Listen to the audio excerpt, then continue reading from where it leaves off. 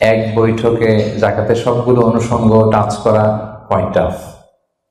তো তারপর আমি চেষ্টা করব যে এমন একটা ধারণা আপনাদেরকে দেওয়ার জন্য আজকের এই আলোচনা শুনলে হয়তো একটা ওভারঅল ধারণা আপনি পাবেন জাকাত রিলেটেড। তো হোপফুলি আমি 10টা পয়েন্টে জাকাত নিয়ে আজকে কথা বলবো ইনশাআল্লাহ বিইذনিল্লাহ। প্রথমে আমি জাকাতের গুরুত্ব ও তাৎপর্য নিয়ে কথা বলবো। এরপর জাকাত আদায় যদি কেউ না করে তাদের শাস্তি কি কোরআনে সে ব্যাপারে কথা বলবো। এরপর জাকাত আদায়ের কিছু কোরআন বর্ণিত খাত আছে, মন চাইলেই যে কোনো জায়গায় আবার জাকাতের টাকা দেওয়া যায় না, সেই খাতগুলো কি সেগুলো আমরা জানার চেষ্টা করব। তারপর জানবো 4 নম্বরে কাদেরকে জাকাত দেওয়া যাবে না, কিছু লোক আছে যাদের জাকাত দেওয়া যাবে না। এরপর 5 নম্বরে জানবো জাকাত ফরজের কিছু শর্ত আছে এগুলো।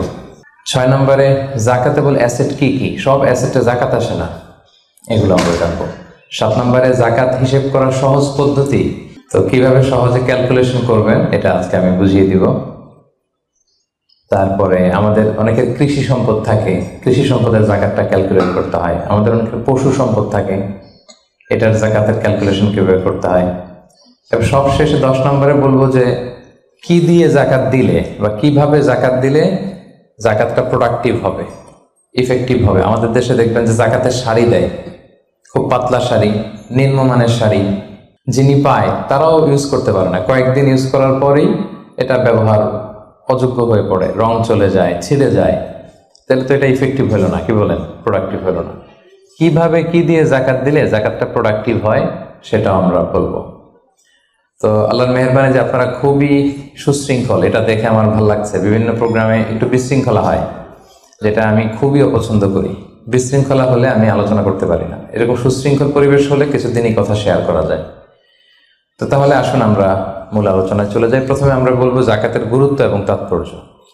সম্মানিত দিনী ভাই এবং বোনেরা, আমরা সবাই জানি যে জাকাত হচ্ছে one of the 5 pillars of Islam. ইসলামের 5টা ভিত্তির একটা, 3 নম্বর ভিত্তি। প্রথমে ঈমান, তারপরে সালাত, তারপরেই জাকাত।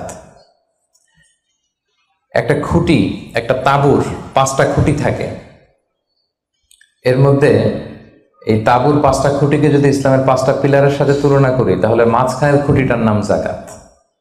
মাঝখানের খুঁটি না থাকলে যেমনি তাঁবু উঁচু হয়ে দাঁড়াতে পারে না, তেমনি জাকাত ভিত্তিক অর্থ ব্যবস্থা না হলেও মুসলিম উম্মাহ মাথা উঁচু করে দাঁড়াতে পারে না।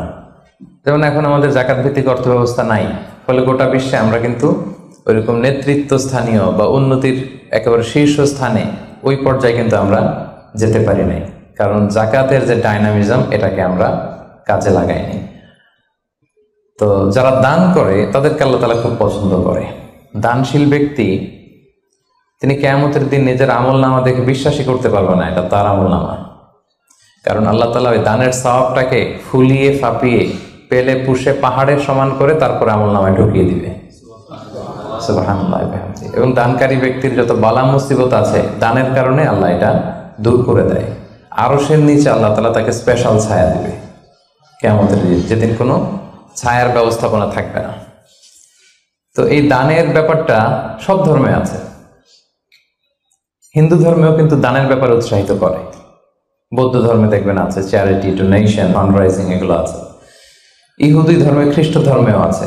তবে ইসলাম এক্ষেত্রে অনন্য।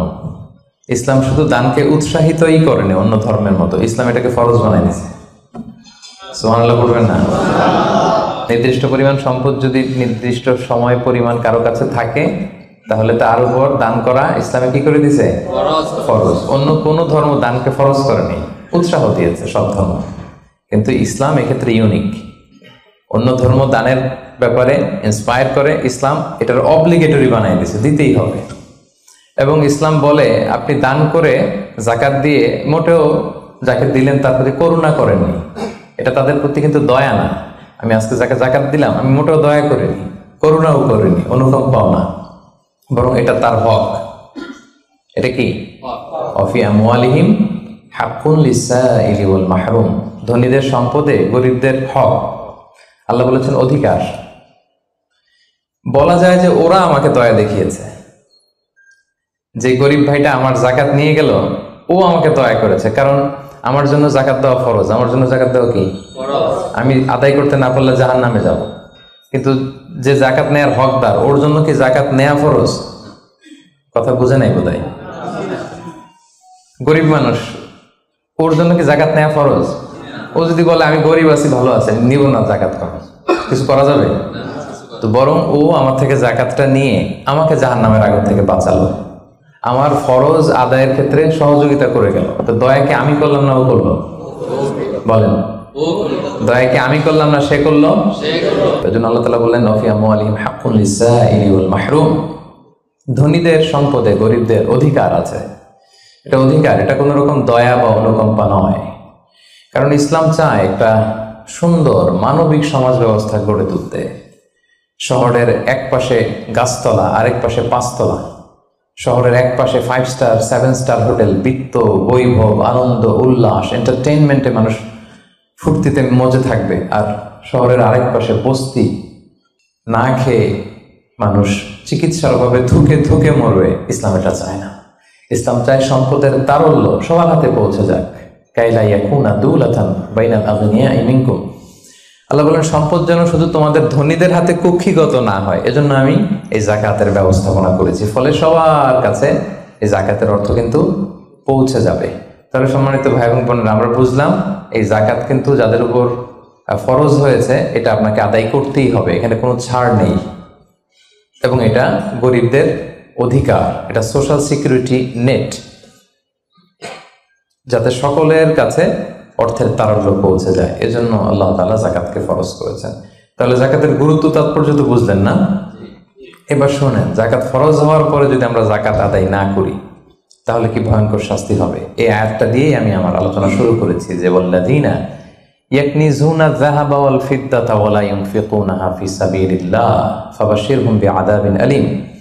হে নবী, যারা গোল্ড, সিলভার, স্বর্ণ, রূপা জমা করে রাখে, আল্লাহর রাস্তায় দান করে না, তাকে আপনি কঠিন আযাবের সুসংবাদ দিন। আচ্ছা বলেন তো, আযাবের কি সুসংবাদ হয় না দুঃসংবাদ হয়?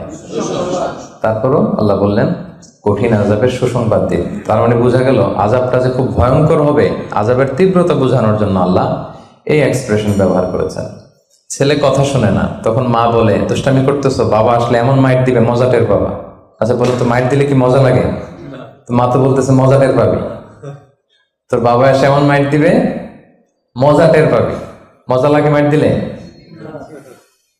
তো মজার কথা বললেন কেন মা?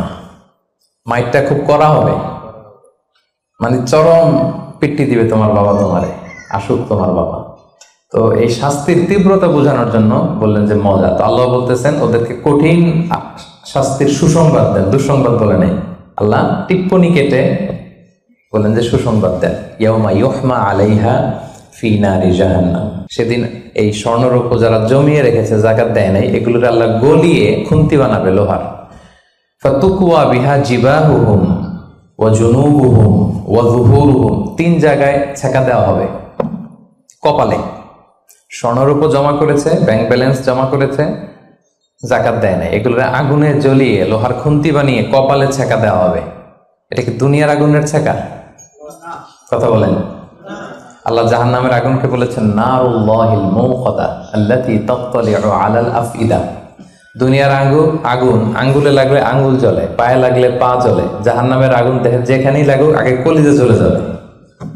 সেই আগুনে সেই স্বর্ণ রূপাগুলোকে গলিয়ে খুন্তি বানিয়ে কপালে, পাজরে, পিঠে ছেক দেয়া হবে। আল্লাহ তাআলা আমাদেরকে হেফাজত করুক। সাইয়ুতাওয়াকুনা মা বাখিলু বিহি ইয়াউমাল কিয়ামা, যেগুলোর জাকাত তারা দিতে চায় না, স্বর্ণরৌপ্য, এগুলোরে বেড়ি বানিয়ে কিয়ামতের মাটলায় পড়িয়ে দেয়া হবে। অন্যান্য সব পাপের শাস্তি জাহান্নামে গেলে আগে বিচার, তারপরে না শাস্তি, কি বলেন? এক্সেপ্ট জাকাত। জাকাত যারা দেয় নাই এদের শাস্তি কিয়ামতের ময়দান থেকেই শুরু। অন্যান্য সব শাস্তি জাহান্নামে ঢুকলে, আর জাকাতের শাস্তি সাইয়ুতাওয়াকুনা মা বাখিলু বিহি ইয়াউমাল কিয়ামা, কিয়ামতের মাঠেই গলায় বেড়ি পরানো হবে। বুঝে শুনে সবাই উত্তর দিবেন।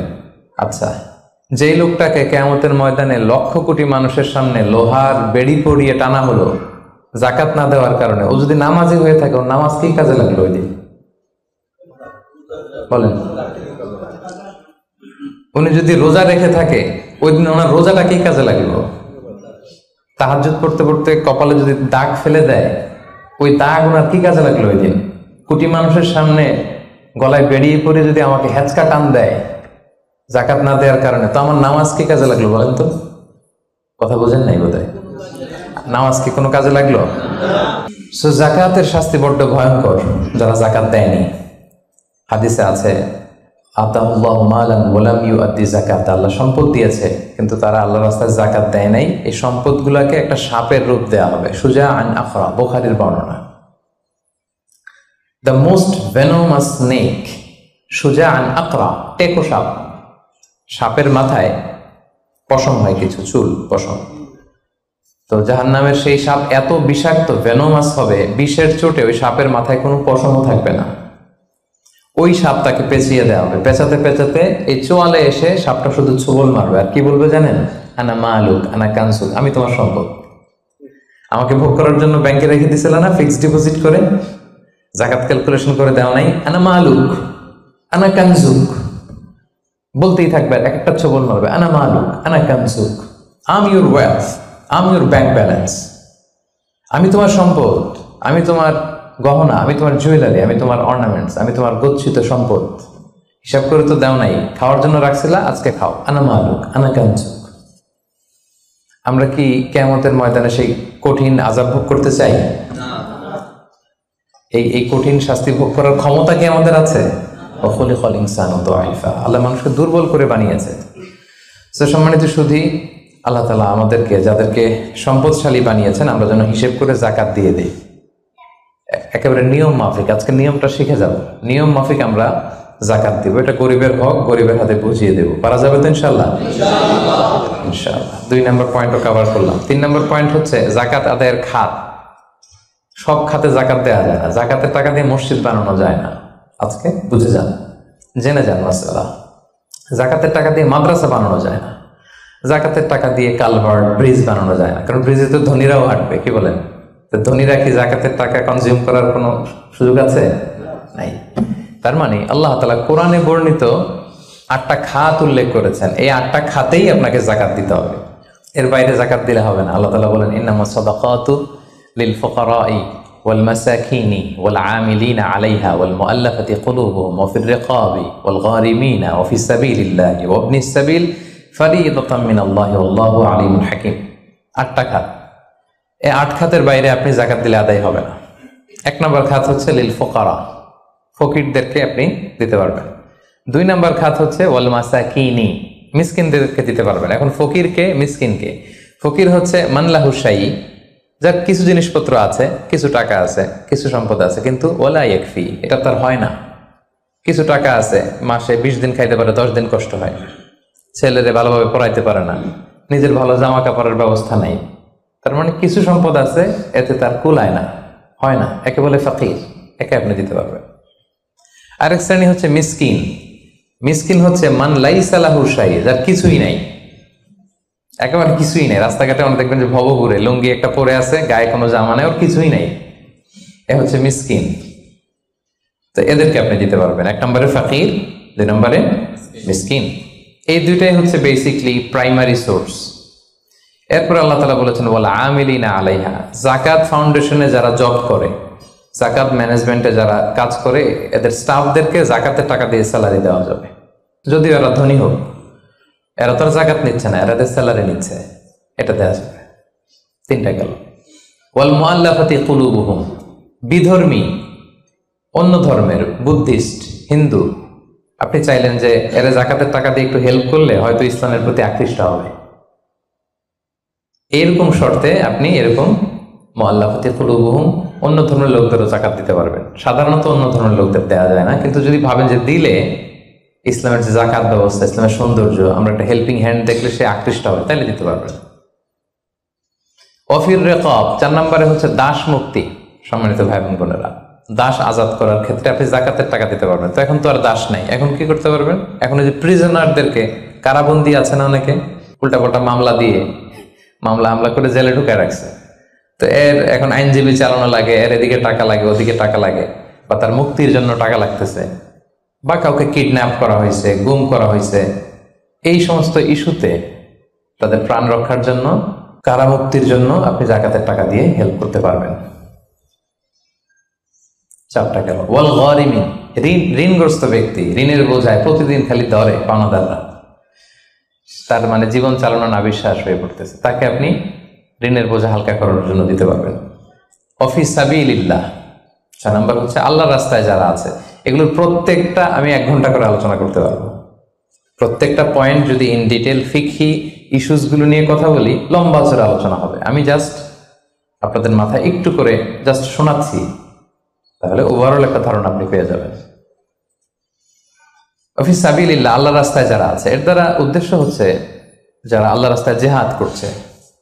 ফিলিস্তিনে আমার ভাইরা জেহাদ করছে, কাশ্মীরে জেহাদ করছে, সশস্ত্র সংগ্রামে তাদের যে যুদ্ধাস্ত্র যা যা প্রয়োজন, এই ক্ষেত্রে আপনি দিতে পারবেন।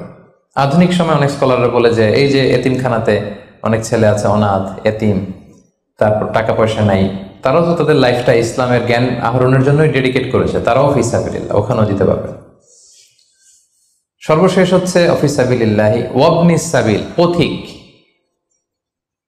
পথিক যদি নিঃস্ব হয়ে যায়, তাকে আপনি যাকাতের টাকা দিয়ে হেল্প করতে পারবেন। ধরেন একজন পথিক, বাড়ি হচ্ছে কেলান্তান, এখন কেলে আইসা মলম পাটির খপ্পরে পড়া সব শেষ, কিছুই নাই আর, তার সব নিয়ে গেছে। তো এখন সে ওইদিকে কেলান্তানে অনেক ধনী, কিন্তু এইখানে টাকা পয়সা নাই। এখন এই যে তার টাকা নাই, তাকে পৌঁছতে হবে, তা খাইতে হবে, আপনি যাকাতের টাকা দিয়ে তাকে হেল্প করতে পারবেন। এখন অবশ্যই এটা খুব প্রযোজ্য না, কারণ ক্রেডিট কার্ড থাকে বাংলাদেশে, ধরেন বিকাশ সিস্টেম আছে, বা খুব সামহাও তার কারো নাম্বার মুখস্থ থাকলে ফোন করলে টাকার ব্যবস্থা হয়ে যাবে। কিন্তু শরীয়ত কিন্তু এটাও রেখেছে, পথিক মুসাফিরকে আপনি হেল্প করতে পারবেন।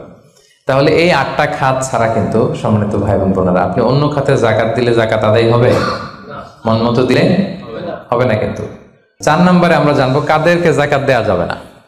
এতক্ষণ তো জানলাম কোথায় কোথায় দেওয়া যাবে, এবার শুনবো কাদের দেওয়া যাবে না। 1 নম্বর, হাশিমি খানদানের কাউকে দেওয়া যাবে না। বানু হাশিম মানে রাসূলুল্লাহ সাল্লাল্লাহু আলাইহি ওয়াসাল্লামের বংশধর। আমাদের একটা বংশ আছে না, কেউ মুন্সি বংশ, কেউ চৌধুরী বংশ, কেউ ওই বংশ।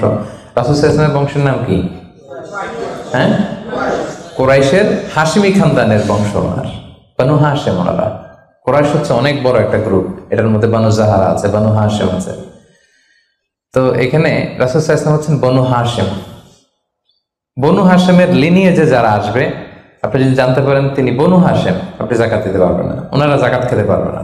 তাদের মধ্যে এখন যদি কেউ গরিব থাকে, আপনি অন্য ফান্ড থেকে দিবেন, এমনি চ্যারিটি করবেন, কিন্তু যাকাতের টাকা আমাদেরকে দেওয়া যাবে না, যেহেতু নবীর বংশের সম্মানিত।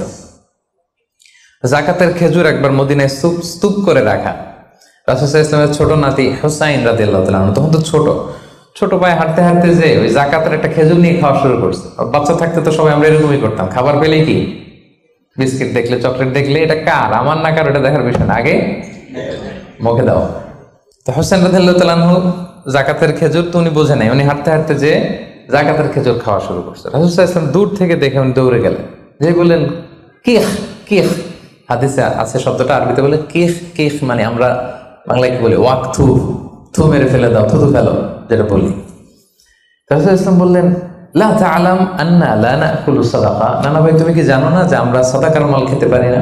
নাতিকে শিক্ষা দিচ্ছে, এডুকেট করছে যে হুসাইন তুমি কি জানো না যে আমরা সাদাকার মাল খেতে পারি না, আমরা তো বানু হাশিম। এবং রাসূল সাল্লাল্লাহু আলাইহি ওয়াসাল্লাম জোর করে ওই খেজুরটা বের করে দিলেন মুখ থেকে। তাহলে বনু হাশিমের কাউকে দেওয়া যাবে না, অমুসলিম কাউকে যাকাত দেওয়া যাবে না, এক্সেপ্ট ওয়াল মুআল্লাফাতি কুলুবুহুম, যদি এই ইস্যু হয় যে এটা দিলে ইসলামের প্রতি তার একটা আকর্ষণ বাড়বে, এরকম হলে দিতে পারবেন, ইন জেনারেলি দেওয়া যাবে না। 3 নম্বর হচ্ছে ধনী কাউকে যাকাত দেওয়া যাবে না, যার টাকা আছে এরা যাকাত দেওয়া যাবে, পয়সাওয়ালা কাউকে না। তবে এখানে এক্সেপশন হচ্ছে ওই যে ওয়াল আমিলিনা আলাইহা, যাকাত সেন্টারে যদি জব করে স্যালারি দেওয়া যাবে। পথিক হয়ে যদি নিঃস্ব হয়ে যায়, আসলে ধনী, রাস্তায় টাকা পয়সা হারাই ফেলছে, তাকে দেওয়া যাবে। আল্লাহ রাস্তায় জেহাদ করতেছে, ধনী, কিন্তু জেহাদের সামগ্রীর মধ্যে যদি যাকাতের সম্পদের কিছু থাকে, ওটাও ইউজ করতে পারবে। 4 নাম্বার, ঔরসজাত সম্পর্কের কাউরে যাকাত দেওয়া যায় না। হ্যাঁ, আপনার বাবা, আপনার মা, আপনার নানা নানি, দাদা দাদি, যত উপরে যাক, এদেরকে আপনি যাকাত দিতে পারবেন না। আপনার নিচের যারা, আপনার ছেলে মেয়ে, আপনার নাতি নাতনি, এদের ছেলে মেয়ে ছেলে মেয়ে ছেলে মেয়ে যত যাবে, যত নিচে যাক, যাকাত দিতে পারবেন না। 5 নাম্বার হচ্ছে স্বামী তার স্ত্রীকে যাকাত দিতে পারবে না। কেন? কারণ স্ত্রীর ভরণ পোষণ দেয়া স্বামীর জন্য কি ফরজ বা ওয়াজিব, তা আপনার তো তার ভরণ পোষণ দিতে হবে, জাকাত দেবেন কিভাবে? স্ত্রী দিতে পারবে হাজবেন্ডকে। ইন এনি কেস আসলে হাজবেন্ড ওয়াইফের মধ্যে জাকাত দেওয়ানোর সম্পর্ক নাকি? তো ভালোবাসার সম্পর্ক, স্বামী স্ত্রীর মধ্যে তো ভালোবাসার সম্পর্ক। তো ইন এনি কেস ইসলাম বলে যে প্রত্যেকে কিন্তু ইন্ডিভিজুয়াল। একটা জিনিস খেয়াল রাখবেন, আপনি আর ভাবির জাকাত কিন্তু একসাথে হবে না, বুঝতে পারছেন? ভাবির জাকাত ভাবি দিবে, আপনার জাকাত আপনি দিবেন। ইসলামে প্রত্যেককে আলাদা ইন্ডিভিজুয়াল হিসেবে আল্লাহর কাছে দাঁড়াইতে হবে। নামাজের হিসাব যেমনি আমার আলাদা, আমার বউয়ের আলাদা, জাকাতেরটাও আমার আলাদা, আমার স্ত্রীর আলাদা। অনুরূপ ভাবে যাদের ভরণ পোষণের দায়িত্ব আপনার কাঁধের উপর, তাদেরকে আপনি জাকাত দিতে পারবেন না, কারণ এটা আপনার দায়িত্ব, এজন্য পারবেন না।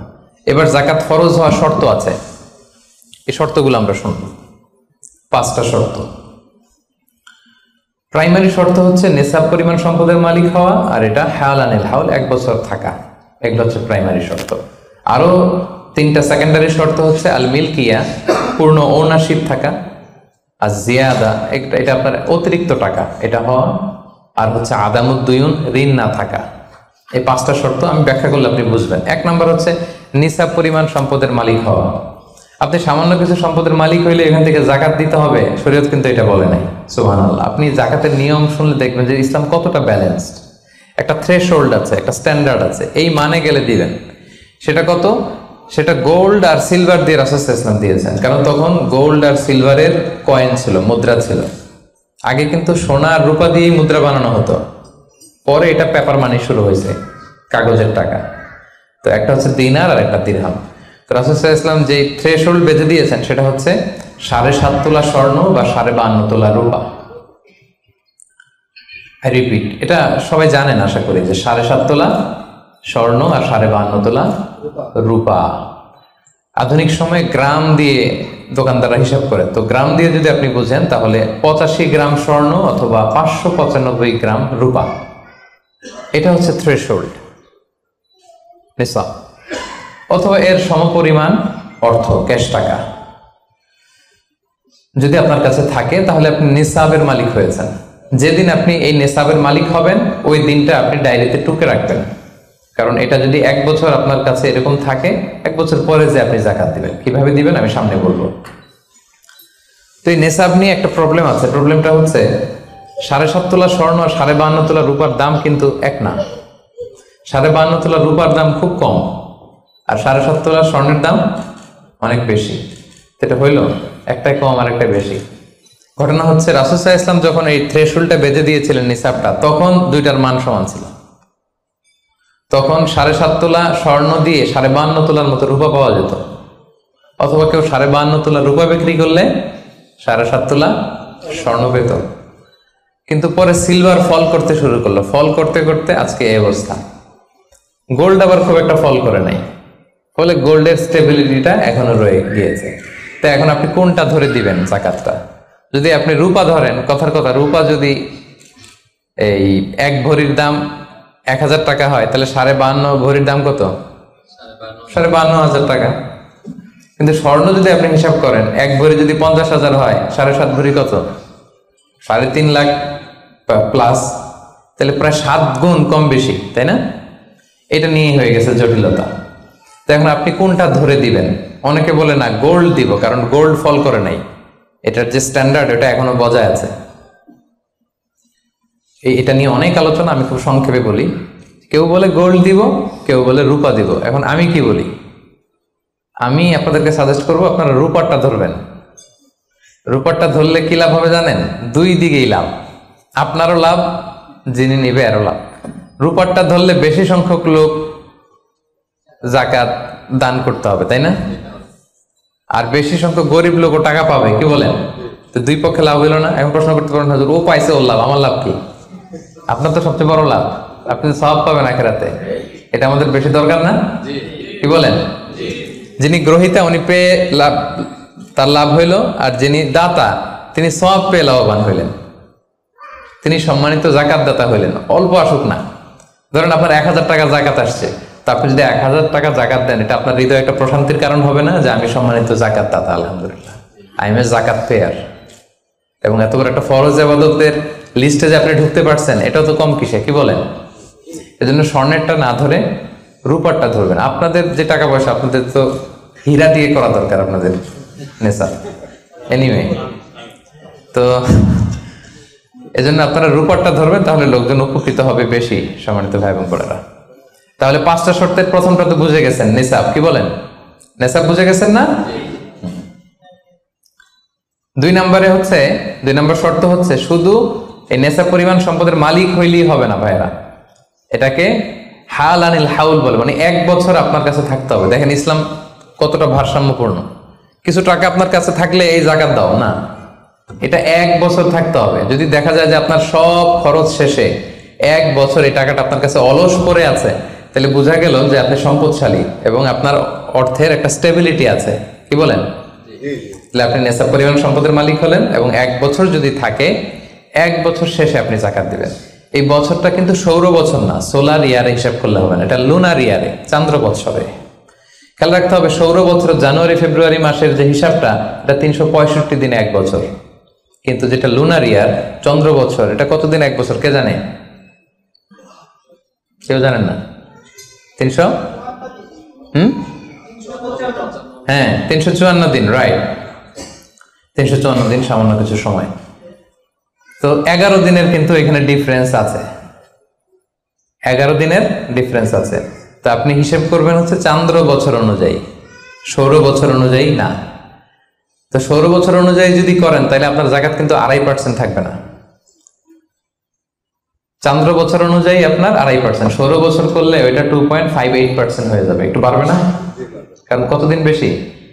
11 দিন বেশি, পার্সেন্টেজও বেড়ে যাবে। তখন কিন্তু জাকাত আপনার 2.5% থাকবে না, 2.58%। বলার আগে বুঝে যায়, কারণ সব ব্যবসায়ী সারাদিন ক্যালকুলেটর নিয়ে কোত্থেকে শিপমেন্ট হইলো, কত মিলিয়ন গেল, কত মিলিয়ন ঢুকলো, সব মুখস্থ, জন্য বলার আগে বুঝে ফেলতেছে চটচট করে, মাশাআল্লাহ। তো তখন আর 2.5% হচ্ছে না, 2.58% হচ্ছে।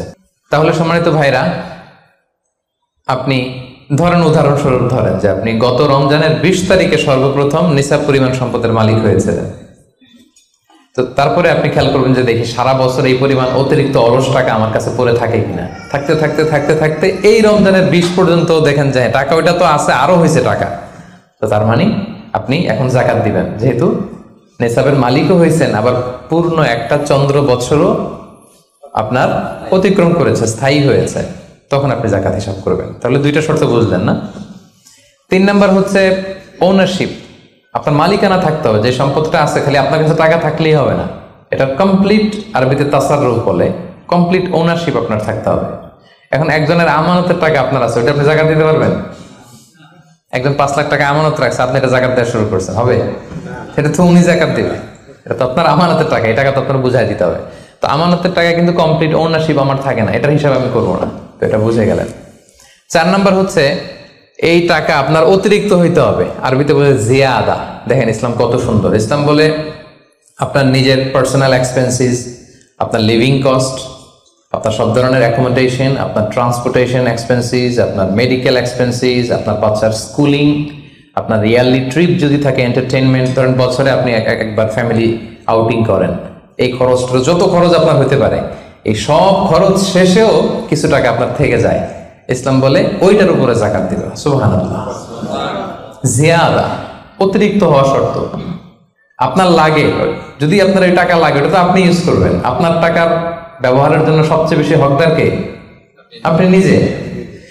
আপনার সব খরচ আলহামদুলিল্লাহ সুন্দরভাবে চলে, এরপরেও নিসাব পরিমাণ টাকা বছর ব্যাপী যখন আপনার রয়ে গেল, ইসলাম বলে জাস্ট 2.5%। সুবহানাল্লাহ। তাহলে অতিরিক্ত হইতে হবে। সর্বশেষ শর্ত, 5টা শর্তের সর্বশেষ শর্ত হচ্ছে ঋণ থাকতে পারবে না। ঋণ থাকলে ওইটা জাকাত থেকে বাদ যাবে। ধরেন আপনার আছে 5 লক্ষ, কিন্তু আবার ঋণও আছে 5 লক্ষ, কথার কথা। তো এটা তো আপনি আগে ঋণ দিবেন, আপনি তার জাকাত দিতে পারবেন না। এই কথাটা কি বুঝতে পারছেন? আচ্ছা, ঋণ ভাই 3 ধরনের। কয় ধরনের? 3 ধরনের। একটা হচ্ছে আপনার একবারে পরিশোধ করতে হবে, এরকম ঋণ থাকে না, যে আমি মুরাদ ভাইয়ের কাছ থেকে 1 লক্ষ টাকা নিলাম, আজকে আমার জাকাতের হিসাব করার ডেট, তো 1-2 মাসের মধ্যে টাকাটা দিতে হবে। তো তখন এই যে 1 লক্ষ টাকা উনি পাবে, এই টাকাটা আমি বাদ দিব আমার অন্যান্য অ্যাসেট থেকে। বাদ দিয়ে যদি দেখি যে না, তারপরেও জাকাত হয় দিব, আর না হলে দিব না। কারণ এটা একবারে দিতে হবে। ওনারা বলছে যে 1 লক্ষ আমি একবারে দিয়ে দিব আপনাকে 1 মাস পরে, এইভাবে ঋণটা নিয়েছিলাম। তাহলে কিছু কিছু ঋণ আছে একবারে পরিশোধযোগ্য, ওকে, এটা যাকাতের ক্যালকুলেশন থেকে বাদ যাবে। কিভাবে বাদ যাবে আমি ক্যালকুলেশন করে দেখাবো। ঋণের দ্বিতীয় প্রকার হচ্ছে ইনস্টলমেন্টের কিছু ঋণ আছে, কিস্তিতে দেয়া লাগে। লেটস সে আমি 1 কোটি টাকা দিয়ে একটা গাড়ি কিনেছি, BMW গাড়ি, বা 50 লক্ষ টাকা দিয়ে আমি একটা হুন্ডা গাড়ি কিনেছি 50 লক্ষ টাকা। তো এটা আমি কিস্তিতে কিনেছি। কিস্তির ঋণ যদি হয় তাহলে আপনি কিন্তু পুরোটা বাদ দিতে পারবেন না, তখন সর্বোচ্চ 12 মাসের কিস্তি বাদ দিতে পারবেন, 12 মান্থসের, তাও এই চন্দ্র মাসের হিসাবে। কারণ যাকাতের হিসাবটা কি 12 মাসের হিসাব, তাই না? এটা একটা ইয়ারলি ক্যালকুলেশন। আপনি পুরোটা যদি একবারে বাদ দেন তাহলে তো আপনার আর জাকাতই দেওয়া লাগবে না। কি বলেন? বাংলাদেশে অনেক বড় বড় সিআইপি ব্যবসায়ী আছে, ওনারা হাজার হাজার কোটি টাকা ব্যাংক থেকে ব্যবসায়ের কারণে ঋণ নেন এবং ওনাদের ঋণ খেলাপি হয়। তো ওনারা যদি বলে হুজুর আমার তো ঋণ আছে, তো উনি আর জাকাত দিবে কি? ওনারই তো আমার জাকাত দেওয়া লাগবে এখন। কি বলেন? এরকম বড় বড় সিআইপিরা যদি ঋণের দোহাই দেয়, উনি আর জাকাত দিবে কি? উনি তো ঋণী, তাহলে উনারই কিছু জাকাত আমাদের দেওয়া লাগবে। কারণ আমরা জাকাতের 8টা খাতের মধ্যে একটা পড়েছি, বল গরিমিনা। কি বলেন? ঋণগ্রস্ত ব্যক্তিকে জাকাতের টাকা দিয়ে হেল্প করা যায়, তো উনি আর দিবে কি? উনারে দিই আমরা। ওই ঋণ বাদ দেওয়া যাবে না। ইনস্টলমেন্টের ঋণ হইলে 12 মাসের, আর ওইরকম ঋণ খেলাপি 1000 কোটি টাকা, এগুলো বাদ দেওয়া যাবে। 3 নাম্বার ঋণ হচ্ছে লাক্সারি পণ্য কিনতে যে ঋণ হয়, এই ঋণ জাকাত থেকে বাদ দেওয়া যাবে না। বিলাসিতামূলক কিছু যদি আপনি কিনেন, আপনি একটা লাম্বরগিনি কিনলেন 10 কোটি টাকা দিয়ে, এটা আপনি জাকাত থেকে বাদ দিতে পারবেন? পারবেন না। তাহলে লাক্সারি আইটেমের যে ঋণ, এটা বাদ দেওয়া যায় না। তাহলে ঋণের ব্যাপারটা পুরোপুরি বুঝে গেছেন না? এই 5টা শর্ত যদি থাকে আপনার মধ্যে পাওয়া যায়, অর্থাৎ আল্লাহ তাআলা আপনাকে একটা নিসাব পরিমাণ সম্পদের মালিক বানিয়েছেন, এটা আল্লাহ তাআলা পুরো 1 বছর আপনার এই পরিমাণ টাকা আপনার মধ্যে স্টেবল ছিল এবং এটার পূর্ণ ওনারশিপ আপনার আছে, এবং এটা আপনার সব খরচের অতিরিক্ত, এবং সবশেষে এটা আপনার ঋণের বাইরে, ওই সম্পদ থেকে আল্লাহ তাআলা আপনাকে জাকাত দিতে বলেছেন। তাহলে জাকাতের শর্ত সবার ক্লিয়ার? এবার হচ্ছে জাকাত যোগ্য সম্পদ কি কি? জাকাতে বলে অ্যাসেট, সব সম্পদে জাকাত হয় না। এই পয়েন্টটা খুব গুরুত্বপূর্ণ, আপনাদেরকে মনোযোগ দিয়ে শুনতে হবে। আপনারা মনোযোগ দিয়ে শুনতেছেন তো? আপনি ধরেন ওই যে উদাহরণ দিয়েছিলাম, গত রমজানের 20 তারিখে নিসাব পরিমাণ সম্পদের মালিক হয়েছেন, দেখলেন সারা বছর আছে এই টাকাটা, তো এই 20 রমজানে তো আপনি এখন হিসাব করবেন, তাই না? তো হিসাবে আপনি কি কি ধরবেন? সব সম্পদে জাকাত নাই। আপনার বাসার যে ফার্নিচার, এটা হিসাব করা লাগবে না। আপনার যে ফ্রিজ, আপনার যে এয়ারকন, আপনার যে থাকার যে ফ্ল্যাটটা, আপনার যে বাংলো বাড়ি, এগুলোতে কোনো জাকাত নাই। আপনার চলার জন্য যে গাড়িটা লাগে, এগুলোতে কোনো জাকাত নাই। আপনার নিজের জন্য যে ল্যাপটপ, মোবাইল, যত কিছু আছে, গ্যাজেট বলেন, এগুলোতে কোনো জাকাত নাই। তাহলে কিসে জাকাত আছে? জাকাতে বলে অ্যাসেট কি, জাকাত যোগ্য সম্পদ কি, সেটা আমরা শুনি। 1 নাম্বার হচ্ছে সোনা রূপা, gold and silver in it's any form, যে কোনো ফর্মে, যে কোনো ফর্মে। এটা জুয়েলারি হোক, অর্নামেন্টস হোক, এটা বার হোক, বিস্কিট হোক। অনেকে গোল্ডের বার কিনে না, দেখবেন 999 এর ফাইনেস্ট গোল্ড, একেবারে খাপটাপ নাই, 24 ক্যারেটের গোল্ড, 999 লেখা থাকবে ওটার উপরে চকচকে, আপনার গোল্ডের বার, গোল্ডের বিস্কিট। অনেকে শখ করে গোল্ডের প্লেট, টেট, তৈজসপত্র এগুলো কিনে। হ্যাঁ, স্বর্ণের ঘড়ি অনেকে কিনে। পুরুষের জন্য কিন্তু স্বর্ণের ঘড়ি, আংটি কোনোটাই পরা বৈধ না। কিন্তু যদি কেউ কিনে, স্বর্ণের কলম আছে, শখ করে কিনে, অনেকে টাকা রাখার জায়গা পায় না, তো ভাবে যে একটা কলম কিনে ফেলি স্বর্ণের, তারপর স্বর্ণের ঘড়ি, স্বর্ণের এই সেই। তো এরকম জুয়েলারি বলেন, তৈজসপত্র বলেন, যা যা আছে আপনার সব হিসাব করতে হবে in it's any form. Gold and silver, এটা জাকাতেবল অ্যাসেট। বোনেরা অনেক সময় প্রশ্ন করে যে যেই গহনা আমি পরি, এটারও কি জাকাত দিতে হবে? ইখতিলাফপূর্ণ মাসালা, বিশুদ্ধ মত হচ্ছে দিতে হবে। 3 মাযহাব বলছে দেয়া লাগবে না, ইমাম আবু হানিফা বলছে দেয়া লাগবে, এবং আবু হানিফা রাহিমাহুল্লাহর কথাটাই ভ্যালিড, বেশি যুক্ত। সুনানে আবু দাউদের হাদিস, আম্মা জান আয়েশা রাদিয়াল্লাহু তাআলা আনহা স্বর্ণের বা রূপার একটা আংটি পরে আছেন, রাসূল সাল্লাল্লাহু আলাইহি ওয়াসাল্লাম বলেন জাকাত দিছো? আম্মা জান বলেন না, এটা পড়ছি যাতে আপনার সামনে আমি আমার সৌন্দর্য বাড়াতে পারি। রাসূল সাল্লাল্লাহু আলাইহি ওয়াসাল্লাম বললেন হাসবুকি মিনান নার, জাহান্নামে ঢোকাতে এটাই যথেষ্ট। সাথে সাথে জাকাত দিয়ে দিলেন আম্মা জান আয়েশা। তো আম্মা জান আয়েশা তো এটা পরিহিতা ছিলেন, কি বলেন। আরেক নারী আসলেন তার মেয়েকে নিয়ে, হাতে 2টা স্বর্ণের চুড়ি। রাসূল বলেন জাকাত দিছো? দেই নাই। বলতেছে তুমি কি পছন্দ করো যে এই 2টা চুরির পরিবর্তে আগুনের 2টা চুরি জাহান্নামে পরানো হবে? ওই মহিলা ভয়ে তাড়াতাড়ি খুলে দিচ্ছে, ইয়া রাসূলুল্লাহ নেন, পুরোটাই দিয়ে দিলাম। তো এই হাতের বালাও কিন্তু ওই মেয়ে হাতে পড়া ছিল, তাই না? এতে করে বোঝা যায় যেই জুয়েলারি আমার বোনেরা আপনারা ইউজ করেন সেটারও জাকাত দিতে হবে, সেটারও জাকাত দিতে হবে। আপনার সিন্ধুকে থাক, গলায় থাক, আপনি সব কাউন্ট করে জাকাত দিবেন। তবে আপনি বিক্রয় মূল্য হিসাব করবেন, কারণ আপনি 1 লক্ষ টাকা দিয়ে একটা নেকলেস কিনছেন, বেচতে গেলে কি 1 লক্ষ পাবেন? কথা বোঝেন নাই? পাবেন? এটার সাথে খাদ আছে, এটার মেকিং চার্জ আছে, জুয়েলারি দোকানেরও একটা মেকিং চার্জ রাখে। তো আপনি যখন আপনার নেকলেসটা বিক্রি করতে যাবেন, ওরা 20% কাট করে দিবে। 1 লক্ষ টাকার নেকলেস আপনি দোকানে বেচতে গেলে কত টাকা পাবেন? 80,000 টাকা হিসাব করবেন, বিক্রয় মূল্য ধরতে হতো। তো তাহলে সম্মানিত ভাই এবং বোনেরা, জাকাতে বলে asset 1 number golden silver, 2 number হচ্ছে ক্যাশ। ধরেন আজকে আমি আমার জাকাত হিসাব করতে বসছি, তো আমি দেখতেছি যে আমার স্বর্ণ টর্ণ কি আছে না আছে, আমি হিসাব করতেছি। স্বর্ণের পালা গেল, এবার আমি হিসাব করব আমার ক্যাশ কোথায় আছে, পকেটে কত, ওয়ালেটে কত, ড্রয়ারে কত, ব্যাংকে কত, কারেন্ট অ্যাকাউন্টে কত, ফিক্সড অ্যাকাউন্টে কত, সেভিংস অ্যাকাউন্টে কত, যত জায়গায় আপনার যত ক্যাশ ফর্মে টাকা আছে এটা আপনি হিসেব করবেন। এগুলো জাকাতে বলে অ্যাসেট। আরো কিছু সম্পদ আছে, এগুলো ক্যাশ না, তবে ইজিলি লিকুইডেট করা যায়, চাইলে টাকা বের করে আনা যায়। যেমন প্রাইস বন্ড অনেক কিনে রাখে না, আমাদের ডাক বিভাগের সঞ্চয়পত্র আছে না, এগুলো ফিক্সড ডিপোজিট, অনেকে ইন্স্যুরেন্স করে, লাইফ ইন্স্যুরেন্স। এগুলো চাইলে আপনি টাকা বানাতে পারেন। তো এটা অনেকে বলে হুজুর এটা তো ম্যাচিউরড হয় না, কিভাবে করব? এটা ব্যাংকে আপনি নক দিলে ওরা স্টেটমেন্ট দিবে যে আজকে এই ডিপোজিটটা ভাঙালে কত পাবেন, একটা স্থিতি দেখাবে, এটা আজকের স্টেটমেন্ট। ওই স্টেটমেন্ট আপনি বের করে নিয়ে আসবেন যে আজকে 20 রমজানে যদি আমি এটা ভাঙ্গাই তো আমি পাবো এত, তাহলে এটার মালিক আপনি, এটা আপনি যোগ দিবেন। তাহলে বুঝতে পারছেন? এটা এগুলো জাকাতে বলে অ্যাসেট।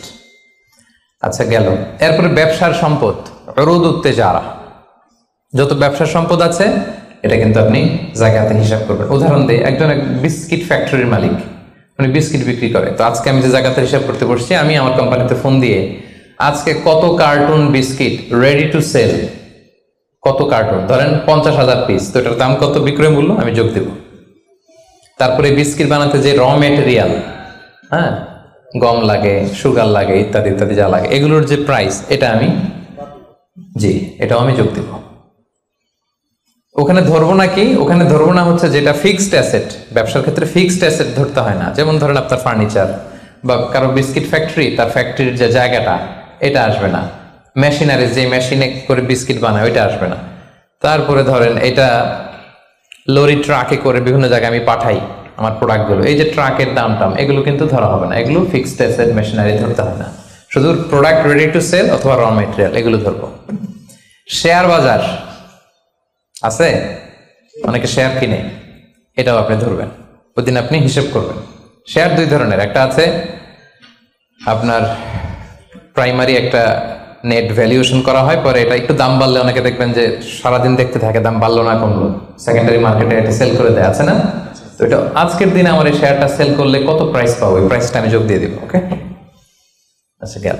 আরেকটা আছে কোম্পানির শেয়ার কিনে অনেকে, ধরেন বিশাল বড় বাংলাদেশে বড় কোম্পানি, বেক্সিমকো কোম্পানি, তারপর ওই কোম্পানি, এটার আপনি শেয়ার কিনবেন, লং টার্ম ইনভেস্টমেন্ট শেয়ার থাকে, ওইটা কিভাবে ধরবেন? ওইখানে কোম্পানির অ্যাকাউন্টস আপনি নক দিলে জাকাতেবল অ্যাসেট কত আছে এটা ওরা বলে দিবে। বড় কোম্পানিগুলোতে ম্যাক্সিমাম 40% জাকাতেবল অ্যাসেট থাকে। এই যে লিস্টগুলো আপনাকে শোনালাম, এগুলো হচ্ছে জাকাতযোগ্য সম্পদ, আপনার এগুলোর উপর জাকাত আসে। আজকে 20 রমজান, আমার 1 বছর হয়েছে, এগুলো সবগুলো আমি যোগ দিব। তাহলে জাকাতযোগ্য সম্পদ কি, মোটামুটি একটা ধারণা পেয়েছি না? পেলাম। এবার সহজে জাকাত কিভাবে হিসাব করব? অর্ধেক তো হিসাব করেই ফেললাম, কি বলেন?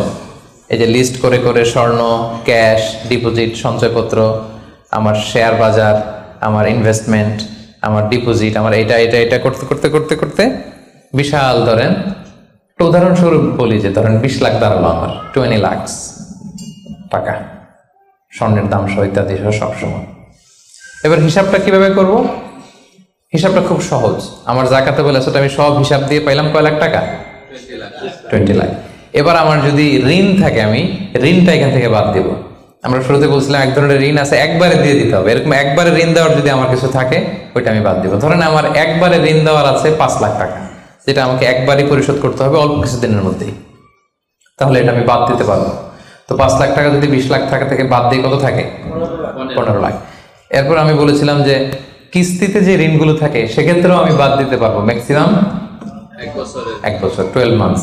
ধরেন যে বড় একটা কিছু আমি কিনেছি, সেখানে 12 মাসের আমার যে ঋণ, সেই ঋণ আসতেছে ধরেন যে কিস্তিতে, ধরেন আরো 5 লাখ, তাহলে কত বাদ গেল? 5 এ 10 লাখ, থাকলো কত? 10 লাখ। এই 10 লাখ হচ্ছে আপনার নাও জাকাতেবল অ্যাসেট। এই 10 লক্ষের উপর আপনি 2.5% জাকাত দিবেন। আর হিসাবটা যদি আপনি সূর্য বছর অনুযায়ী করেন তাহলে 2.58% দিবেন। সহজ হয়ে গেছে না মোটামুটি? হ্যাঁ, মোটামুটি সহজ হয়েছে না? এরপর এক একজনের এক এক ধরনের বিজনেস, এক এক ধরনের কোশ্চেন থাকবে। এটা পার্সোনালি কোনো মুফতির কাছে বা যে কোনো স্কলারের কাছে আপনার পার্সোনাল আলাদা করে হিসাব করা লাগলে এটা করে নেবেন। কিন্তু ওভারঅল জাকাতের কিভাবে ক্যালকুলেট করতে হয় এবং প্রসেসটা কি, রাইট প্রসেস, এটার একটা ধারণা তো আপনারা পেয়েছেন নাকি? বুঝতে পারছেন না সবাই? আচ্ছা, এরপরে বলেছিলাম ফসলের জাকাত মানে কৃষি সম্পদের জাকাত। কিছু চাষ করলেই জাকাত দিতে হয় না, এটার একটা নিসাব আছে। সেটা হচ্ছে কমপক্ষে 18 মণ। কমপক্ষে কয় মণ? 18 মণ। কমপক্ষে 18 মণ হইলে ফসলের জাকাত দিতে। আল্লাহ বলেন, ইয়া আইয়ুহাল্লাযীনা আমানু আনফিকু মিন তাইয়্যিবাতি মা কাসাবতুম ওয়া মিম্মা আখরাজনা লাকুম মিনাল আরদ। জমিন থেকে যেটা উৎপন্ন করে দেই এটাও আল্লাহর রাস্তায় দান করো। ওয়া আতু হাক্কাহু ইয়াওমা হাসাদি, যেদিন ফসল হারভেস্টিং করে ঘরে তুলবেন ওই দিনই জাকাত দিতে হবে। মজার ব্যাপার হচ্ছে ফসলের ক্ষেত্রে বা কৃষিজ পণ্যের ক্ষেত্রে কিন্তু 1 বছর অপেক্ষা করা লাগে না। এর আগে টাকা পয়সা, স্বর্ণালঙ্কার এগুলো 1 বছর আছে কিনা দেখতে হয়। কিন্তু যারা কৃষি কাজ করে ফসলের ক্ষেত্রে 1 বছর 1 বছর নাই, ফসল যেদিন কাটবেন ওই দিনই ফসলের জাকাত। তো ফসলের জাকাতের জন্য 1 বছর ওয়েট করা লাগে না। তো আপনি নিজে ধরেন ধান খাওয়ার জন্য আপনি ফসল করছেন 10 মণ, ওটার জাকাত দেওয়া লাগবে? বুঝে থাকলে উত্তর দেন। 10 মণ ধান আমি করেছি, কেন লাগবে না? 18 মণ হয় নাই। দেখেন শরীয়ত কত সুন্দর, কিছু আপনি করলেই জাকাত দিতে বলে নাই।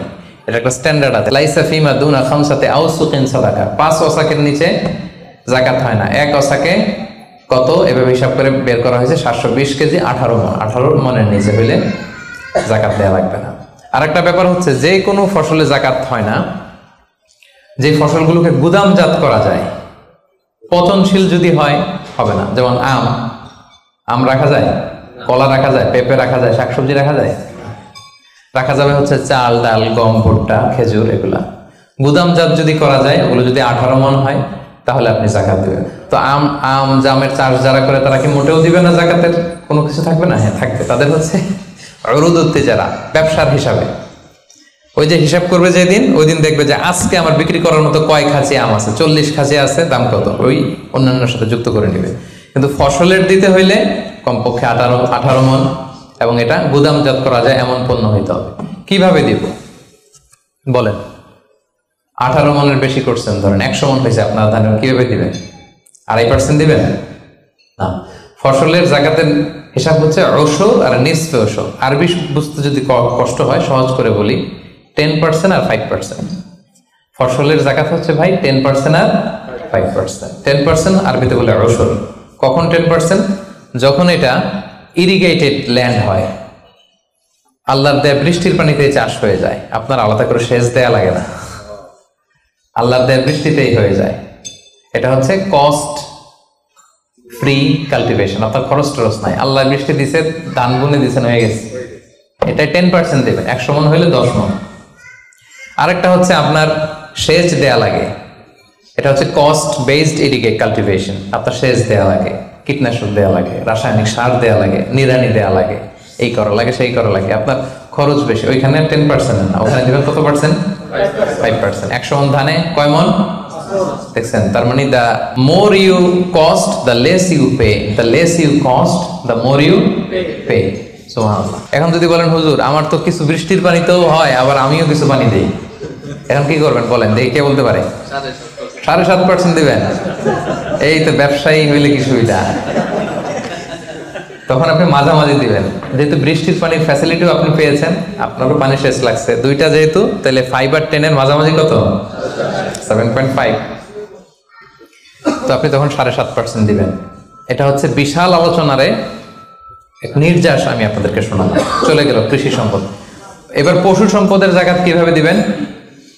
পশু সম্পদের যে লিস্ট, এটা আমাদের জন্য অ্যাপ্লিকেবল না। 40টা ছাগল হলে একটা ছাগল বছর শেষে, 30টা গরু হলে বছর শেষে, 5টা উট হলে, এটা আমাদের জন্য অ্যাপ্লিকেবল না। কারণ পশু সম্পদের জাকাত যদি দিতে হয়, শর্ত হচ্ছে এটা সায়েমা হইতে হবে। সায়েমা মানে পশুগুলা বনে বাদারে যে ঘাস লতা পাতা নিজেই খেয়ে আসে, এটার কোনো খাওয়ানো টাওয়ানো লাগে না। কিন্তু আমাদের যে পোলট্রি শিল্প, আমাদের যে গরুর ফার্ম, এটাতে ফ্যানের নিচে রাখতে হয়।